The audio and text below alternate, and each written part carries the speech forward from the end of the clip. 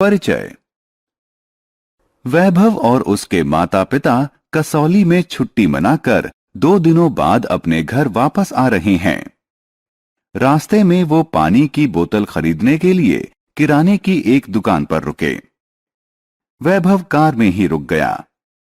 उसके पिता ने उसे सलाह दी कि वह खिड़कियां चढ़ा ले। कुछ देर बाद वैभव को सांस की कमी और घुटन महसूस होने लगी। उसने ताजी हवा को अंदर आने देने के लिए कार का शीशा तत्काल नीचे सरका दिया। इस पाठ में आप वायु और उसकी उपयोगिता के बारे में सीखेंगे। आओ सीखें। वायु की विशेषता बताना।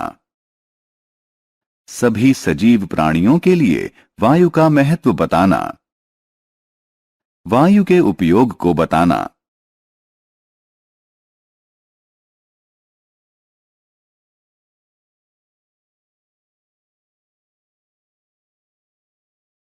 वायु की विशेषताएं। वायु हमारे चारों तरफ है। सभी सजीव प्राणी वायु को सांस के रूप में अंदर लेते हैं और बाहर छोड़ते हैं, लेकिन हम इसे देख नहीं सकते। हम इसे सिर्फ महसूस कर सकते हैं। वायु में कोई रंग, स्वाद या गंध नहीं होती। हवा में भार होता है। हवा से भरा एक गुब्बारा लीजिए और इसका वजन कीजिए। अब हवा निकालकर गुब्बारे को पिचका लीजिए। फिर से इसका वजन कीजिए। आपने क्या पाया? गुब्बारे में तब ज्यादा वजन था जब इसमें हवा भरी थी। इससे प्रमाणित होता है कि वायु में भार होता है।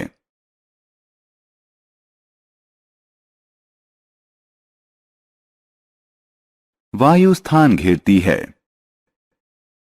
एक गुब्बारा लीजिए और इसमें हवा भरिए। गुब्बारे का आकार बढ़ जाता है। अब गुब्बारे में एक पिन चुभा दीजिए। आप क्या देखते हैं? गुब्बारे के अंदर की हवा छेद से बाहर निकलती है। गुब्बारा चपटा हो जाता है। इससे प्रमाणित होता है कि वायु स्थान घेरती है।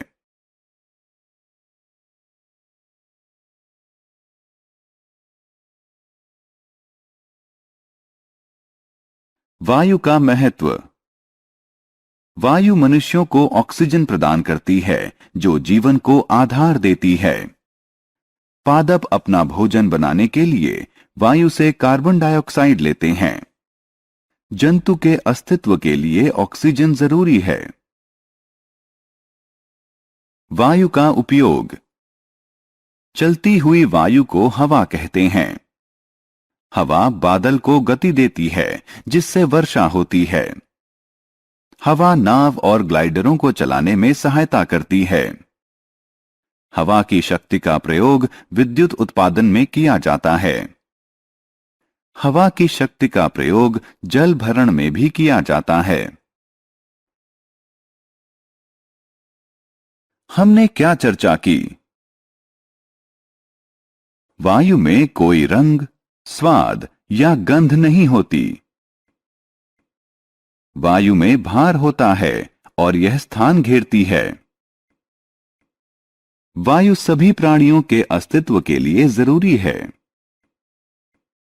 गतिशील वायु को हवा कहते हैं। वायु शक्ति का प्रयोग विद्युत उत्पादन और जल भरण के लिए किया जाता है।